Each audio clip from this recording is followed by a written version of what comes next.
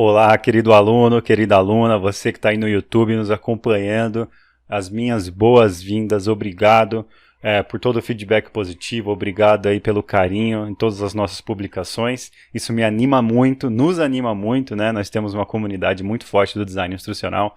Se você ainda não conhece a comunidade do design instrucional, vai lá no LinkedIn, pesquisa Comunidade do Design Instrucional ou simplesmente clique na descrição desse vídeo que você vai ver todos os nossos links. Temos muito conteúdo gratuito, muita coisa boa para você aqui. Então, mande feedback, né? Chame a gente e no que a gente puder te ajudar, a gente vai te ajudar. Muita gente falou sobre PNL, que é um assunto que eu gosto muito, programação neurolinguística e como aplicar a programação neurolinguística na educação. Mas antes de mais nada, né? Isso é um tema meio polêmico, né? A PNL, ela é associada muito a coaching e tem muita gente que tem uma visão negativa de coaching, né? Essa questão do coaching moderno agora, digital, aquela coisa de você pode tudo, né? É importante lembrar que o coaching, essencialmente, é uma coisa muito legal. Quando a gente fala de coaching de carreiras, é uma coisa que eu faço, né? Eu tenho o meu coach de carreiras e eu também sou coach de carreiras de diversas pessoas. Isso é uma coisa muito legal. E usar a PNL, né, a programação neurolinguística, nesses processos é muito útil. E você pode aplicar isso também para a educação. Mas antes vamos entender o que ela é, né? Ela foi criada lá nos anos 70, né, uma galera meio doidona, assim, se você pesquisar pelos criadores, tem um cara que ele tem uns livros muito doidos, bem interessantes, assim, livros de autoajuda, motivacionais, mas com linguajar bem diferente, assim, eu acho bem intrigante. Eu não me lembro o nome dele agora, mas vale a pena dar uma pesquisada. Criadores da PNL, coloca lá, depois você vai ver.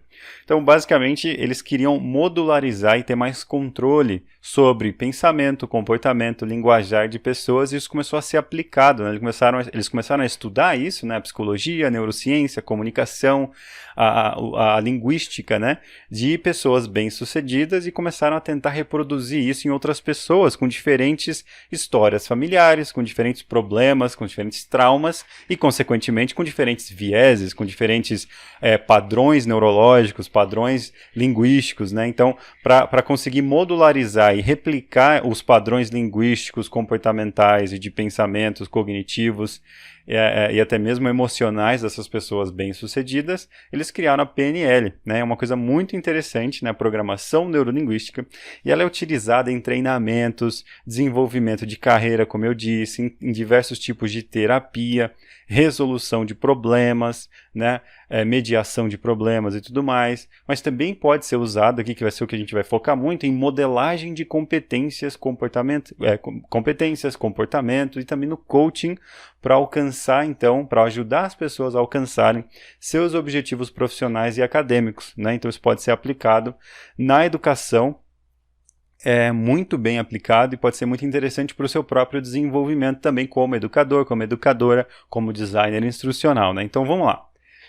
A gente tem alguns pilares da PNL, como eu disse, né? Então a gente vai focar sempre em quê? Linguagem, neurociência, né? Ou cognição, e a ecologia, né? A gente vai entender mais disso agora.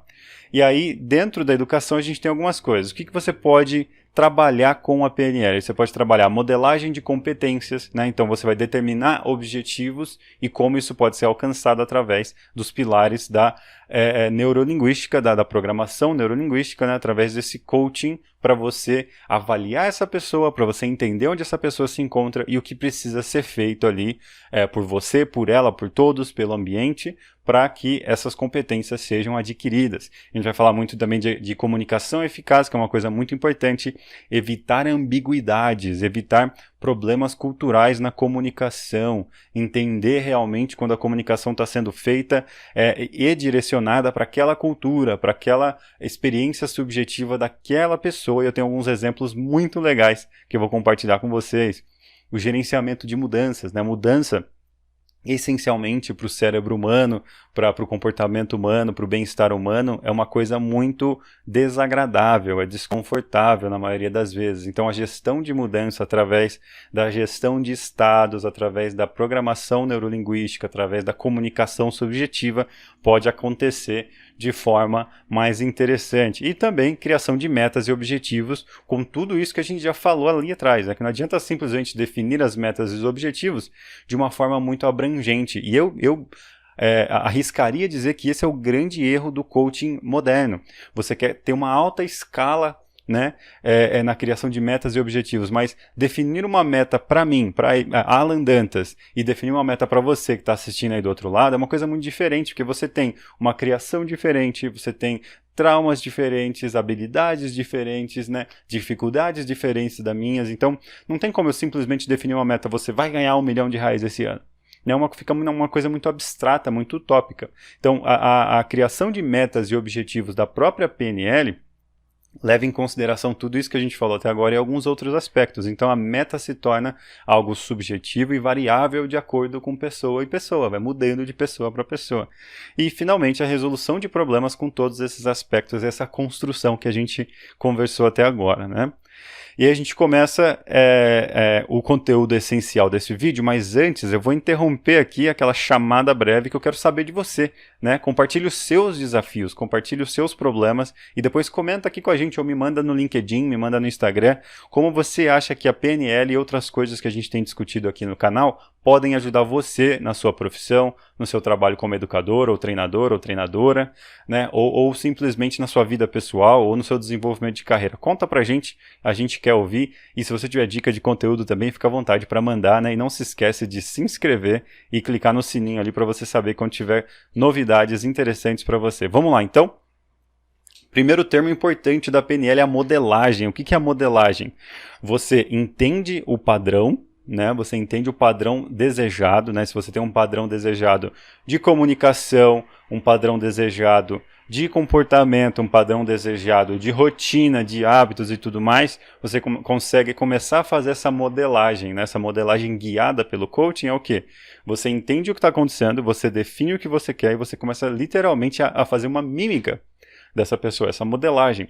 E existem alguns exercícios de PNL que você literalmente vai fazer uma mímica em público, né? O coaching de PNL, o coach de PNL acaba até parecendo como se fosse uma pessoa mágica, uma pessoa mística. Por quê? Porque ela coloca essas pessoas, eu assisti alguns cursos de PNL e eu sempre fui muito fascinado por essa área, mas eu não falo muito porque existia um tabu sobre essa área, né? Mas tem algumas aulas, uns seminários de PNL, por exemplo, que ao fazer a modelagem assim ali em tempo real, ao estimular a pessoa a fazer a modelagem de um comportamento, ou de uma pessoa, ou de uma postura, a própria pessoa se sentia diferente, parecia até uma coisa mística, uma coisa sobrenatural, né? Muito interessante. Então, literalmente, a modelagem é o quê? Você olhar no espelho e ter aquela postura.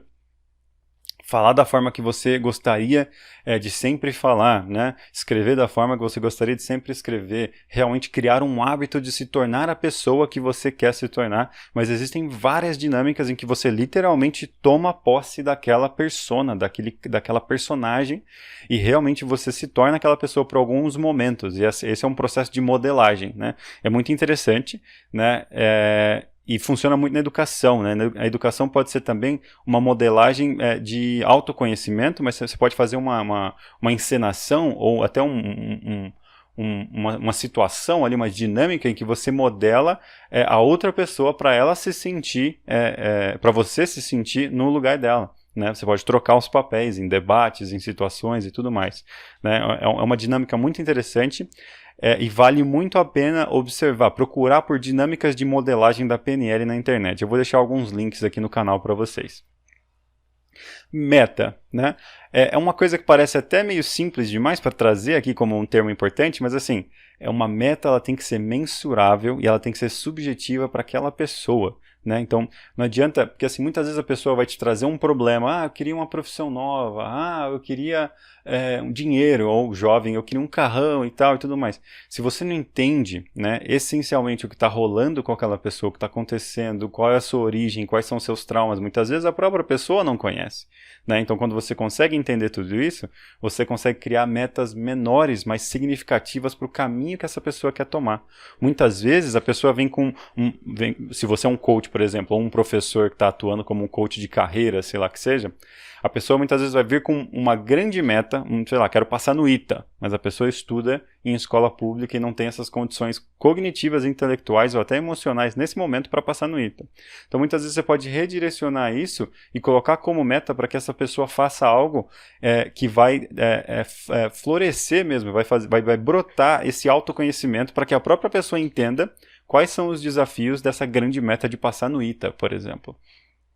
E aí essa pessoa tem duas escolhas, ou ela vai se desenvolver a ponto de conseguir superar essas dificuldades e passar no ITA, ou ela vai repensar essa grande meta e talvez pensar em alternativas, né? Então, meta é uma coisa muito interessante porque ela faz com que a própria pessoa que tem aquela meta ou que trouxe aquele problema repense, reestruture ali toda essa ideia, se conheça melhor e entenda se essa meta é válida ou não. Muitas pessoas falam que sonhar pequeno e sonhar altos, né, sonhar baixo e sonhar alto custa a mesma coisa.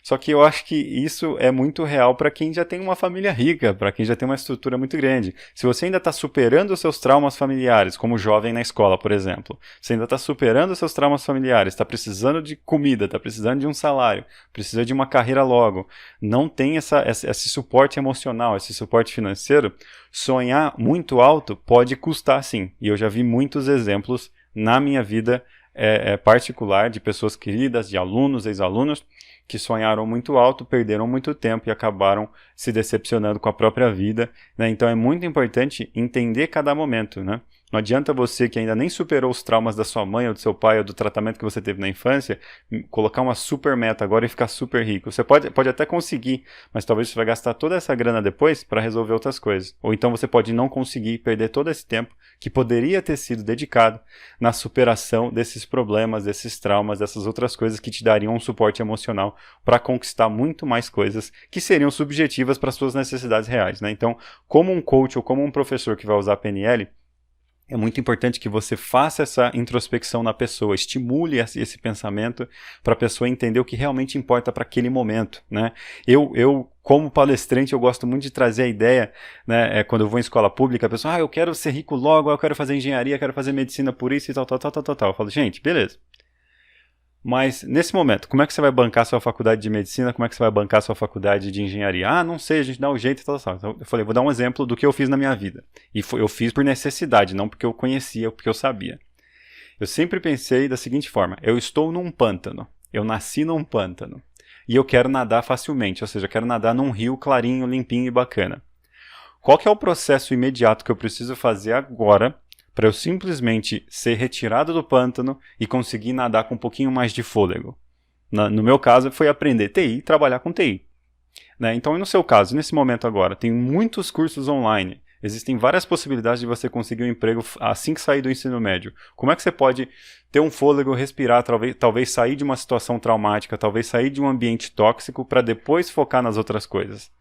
Isso é um tipo de meta interessante. Né? Até o meu exemplo é meio abrangente demais, né? Escalável demais, mas você pode trabalhar individualmente com um grupo ou com uma pessoa. Né? Veja como metas são importantes quando há uma introspecção e quando há um autoconhecimento. Né? Esse é só um dos exemplos.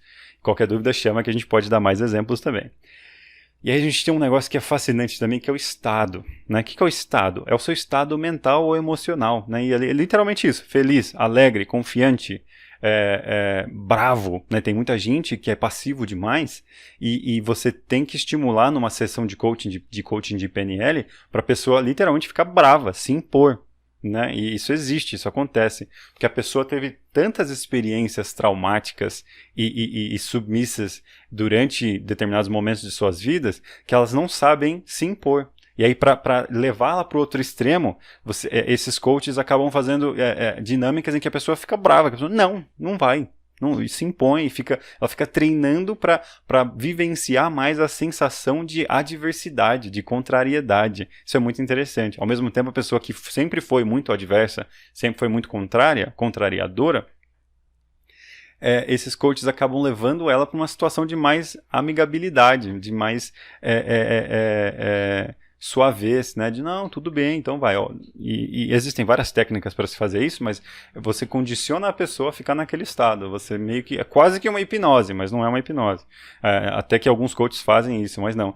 Então é interessante fazer com que a pessoa consiga entrar nesse estado e vivenciar esse estado por algum tempo. Até porque nós sentimos certas emoções com mais frequência ou reagimos com determinadas emoções com mais frequência a determinados gatilhos por condicionamento. Então, se a gente nos condicionar também, a gente acaba conseguindo ter esse estado sob mais controle e conseguir migrar de um estado para o outro de forma mais fácil, né? Não explodir rapidamente, conseguir interagir com a diversidade, com suavez, com autocontrole e tudo mais. Então, essa dinâmica de navegar entre os estados é muito interessante, é muito importante.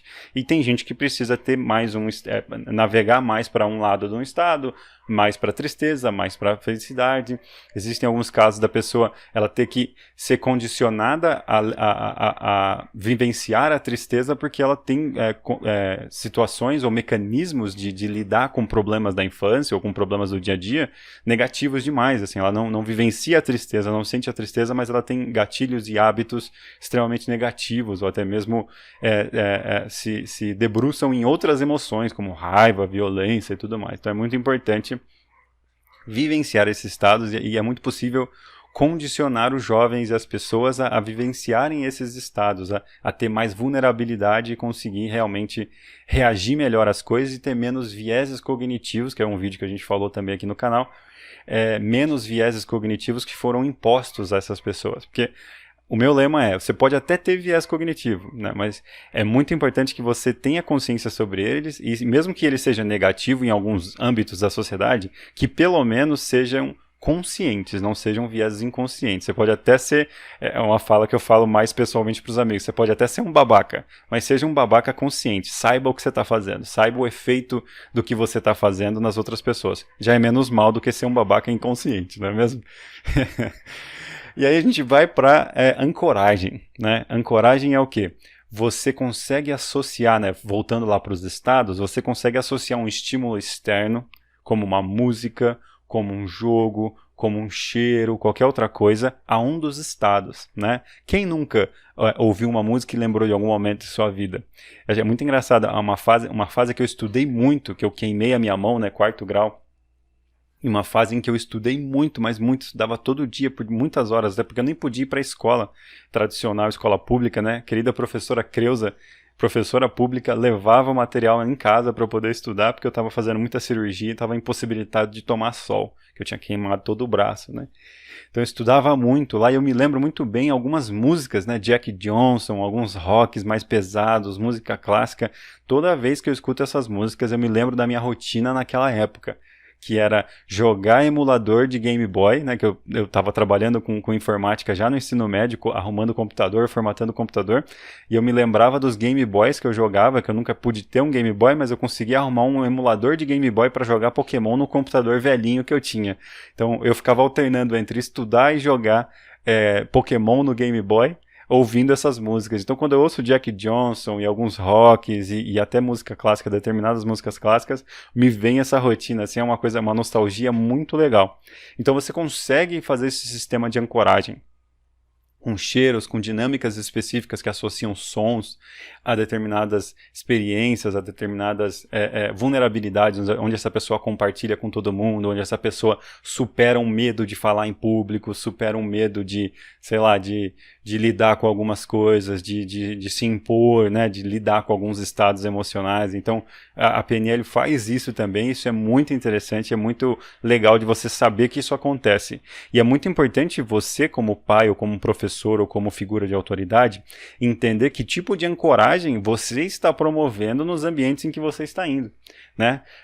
Às vezes um professor que anda muito para lá e para cá pode gerar algum tipo de ansiedade. Imagina essa ansiedade se tornar uma âncora de emoções para a pessoa. Então a pessoa entra na sala de aula e lembra, na sua sala de aula, e começa a gerar ansiedade. Ou algum tipo de atividade, algum tipo de brincadeira que você faz que pode gerar algum tipo de ansiedade, né? É importante entender o extremo do mimimi, que muitas pessoas acabam reclamando, e eu sei que alguém vai falar isso pra mim, que isso é mimimi. Tem o extremo do mimimi, mas tem o extremo do cuidado, da subjetividade, né, de realmente se importar com aquilo ali. Senão você não precisa estar nessa posição de autoridade. Seja pai, seja professor, seja coordenador de escola, designer instrucional, o que seja, gerente de pessoas.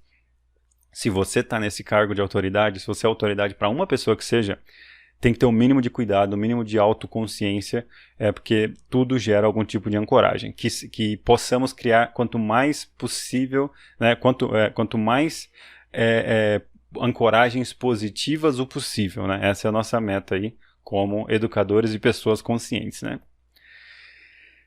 Dissociação, né? Essa dissociação é como a própria palavra diz, né? Você deixa de ficar dentro do seu ego, dentro de você mesmo ali, né? E você começa a se enxergar de fora. E qual que é o processo, qual que é a dinâmica de dissociação da PNL especificamente? Né? Você consegue se descrever ou ter pessoas te descrevendo e diversas outras dinâmicas e outras atividades, né? Que fazem com que você tenha uma autoconsciência de fora para dentro, não só de dentro para fora. Né? Esse tipo de atividade especificamente é muito importante. Por quê? Antigamente a gente tinha grupos bem definidos, né? A gente tinha jovens que sempre estavam juntos na rua brincando e tudo mais, e a gente já tinha até meio que estereótipos, né? Esse é o rapaz que sempre vai ser o goleiro. Eu sempre fui o goleiro ou o cara que foi deixado de fora na rua, porque eu não sou muito ruim de futebol. Tenho quase 2 metros de altura e eu era muito descoordenado. Não que isso tenha mudado muito, né? Mas eu sempre fui muito descoordenado. Então eu já tinha esse estereótipo meu. Né, de eu não ser muito atlético, então eu precisava correr atrás disso. E essas classificações sociais, elas são muito negativas se elas forem em exagero. Mas essa visão externa, né, essa classificação do grupo, quando ela não é segregatória, ela nos ajuda muito. Né, nos ajuda muito a entender o que a gente precisa melhorar quando é de forma considerável, de forma interessante e amigável. Né? Ela nos ajuda a entender o que precisa melhorar. Eu preciso melhorar o meu atletismo. Não que eu tenha me preocupado com isso, né? Mas eu sempre soube que eu tinha que melhorar meu atletismo, melhorar meu futebol, né? Melhorar alguns outros aspectos e ser menos introvertido, que parece que não, mas eu sou muito introvertido. Então, uma das coisas que essa classificação social me ajudou a melhorar foi o quê? A minha introversão. Eu pagava para não falar com as pessoas. Eu tinha minha energia drenada de mim quando eu tinha que interagir com um grupo de mais de 2 pessoas. E com o tempo eu notei que eu precisaria dessa habilidade social para poder sobreviver, para poder trabalhar e poder sair do meu pântano. Né? Então, a própria dissociação, ou seja, a minha visão, né, a visão sobre mim que os outros me passavam, me ajudou a me melhorar. Então, desenvolver essa habilidade nos jovens, desenvolver essa habilidade na gente mesmo, né, de conseguir entender um feedback, conseguir entender uma reação, claro, com algumas ressalvas, algumas interações e reações nunca vão ser positivas nem agregar, mas a maioria sim.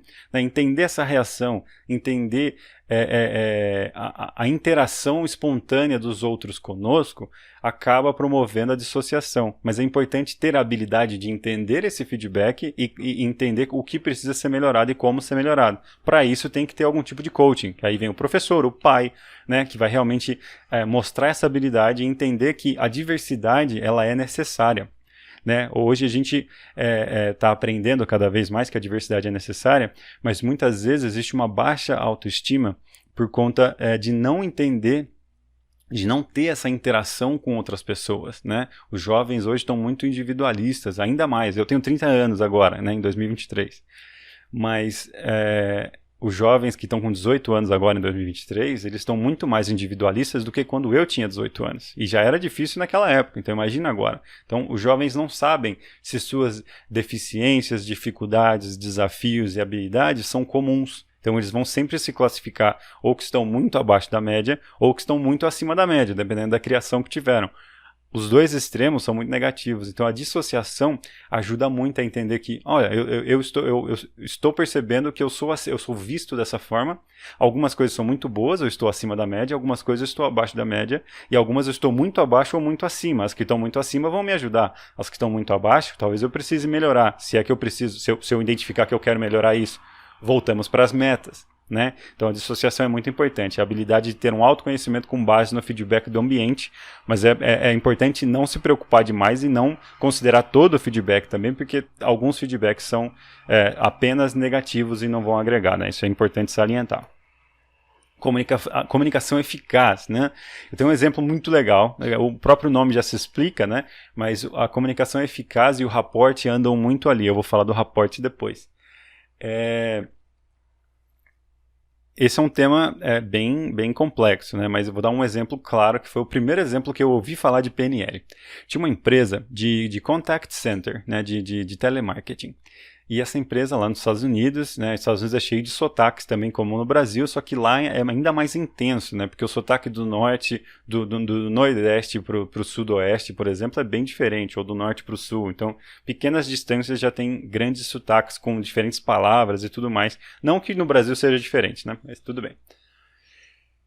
E essa empresa, eu vou chutar alguns lugares, sei lá, essa empresa de Nova York, né, de um lugar, sei lá, igual de São Paulo, estava tentando fazer vendas de coisas relativamente caras para empresários e pessoas com dinheiro do equivalente ao Ceará ou de algum lugar com um sotaque bem distinto, bem diferente, uma cultura bem diferente, um ritmo de vida bem diferente.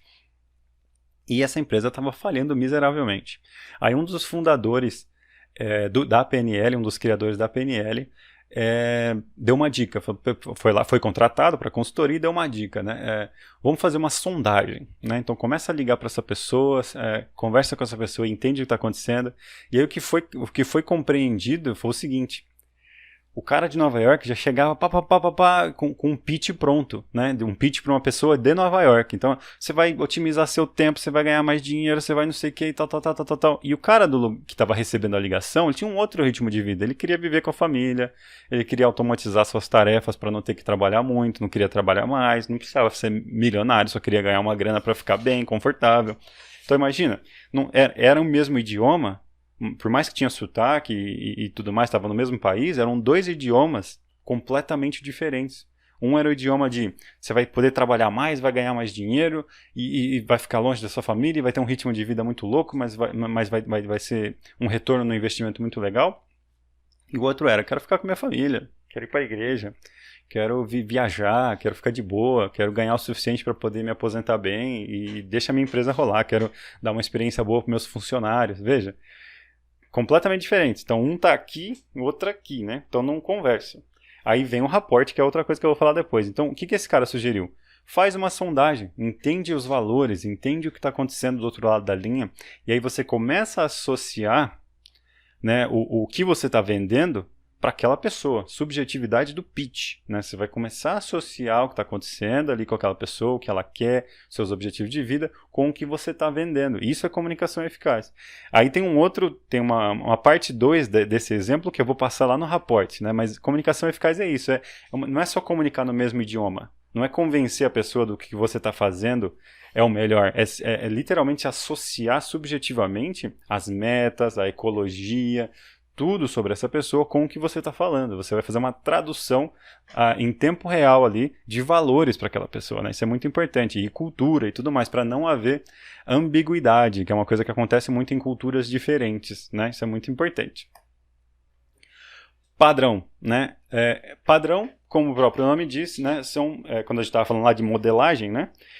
Como essa pessoa fala, se ela fala rápido, se ela fala devagar, se ela é constantemente emocionada negativamente ou positivamente, se ela é raivosa, se ela é feliz, se ela é de boa, se ela é uma pessoa ouvinte, se ela é uma pessoa que interrompe, né? Então tudo isso é padrão de ação, padrão de rotina, padrão de linguística, padrão cognitivo, padrão de como lidar com as coisas, padrão de vieses, né? Então você identifica diversos padrões ali. Você pode até fechar padrões específicos e depois criar o seu padrão ideal, né? Você tem várias pessoas que são exemplos, que tem muito vídeo, muito material para você acompanhar e modelar. Aí você só vai tirando partes de diferentes padrões que você acha interessante para você e você constrói o seu padrão. Então, por exemplo, eu quero ser um bom ouvinte como pastor tal. Eu quero ser na verdade, eu quero falar bem como pastor tal. Rodrigo Silva, arqueólogo, por exemplo, acho que é um dos melhores oradores que eu conheço. Eu quero ouvir bem como o Vilela do podcast Inteligência Limitada. Ele é um cara que ouve muito bem, faz ótimas perguntas. Então você vai criando essas coisas e vai treinando o seu padrão, né? E como um coach de PNL ou como um professor que vai aplicar essa PNL, você pode ser uma pessoa que vai estimular essa pessoa a buscar esses padrões, né? Autoconhecimento, metas, o que ela quer e buscar esses padrões. Isso é muito legal, isso é sensacional, né? Então vale a pena entender mais disso, né? Construir o padrão que você quer com base em metas subjetivas e com base em autoconhecimento, o que precisa ser melhorado, o que não precisa ser melhorado, o que pode ser estimulado ainda mais, né? Aí a gente vai para a ecologia, né? Ecologia ou ambiente externo, né? Nada mais é do que o que você viveu, né, o seu contexto atual, o seu ambiente atual, onde você mora agora, né, as próprias consequências dessas suas ações ou alterações em suas ações, padrões e metas e tudo mais, né? Literalmente seu ambiente externo, né? Então, se do nada você deixar de ser submisso e começar a resistir um pouco, ter mais adversidade, o que vai acontecer no seu ambiente? Provavelmente vão estranhar, provavelmente vai ter algum estranhamento. Por quê? Porque a sua própria ecologia anterior ou passada fez com que você se tornasse essa pessoa.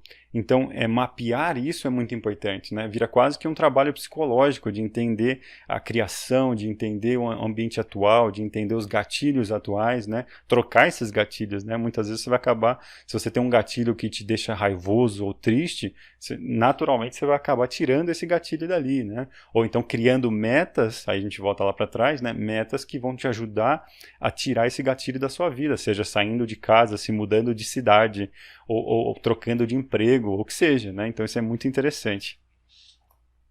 E aí vem o mais famoso. Quando a gente fala de PNL, todo mundo fala desse cara, Rapport. Então, o Rapport é o quê? É uma sintonia quase que instantânea, mas não é instantânea, parece instantânea, entre pessoas, né? Isso é geralmente alcançado como? Através de valores, comunicação e ideais, né? Então, parte 2 daquele exemplo, né?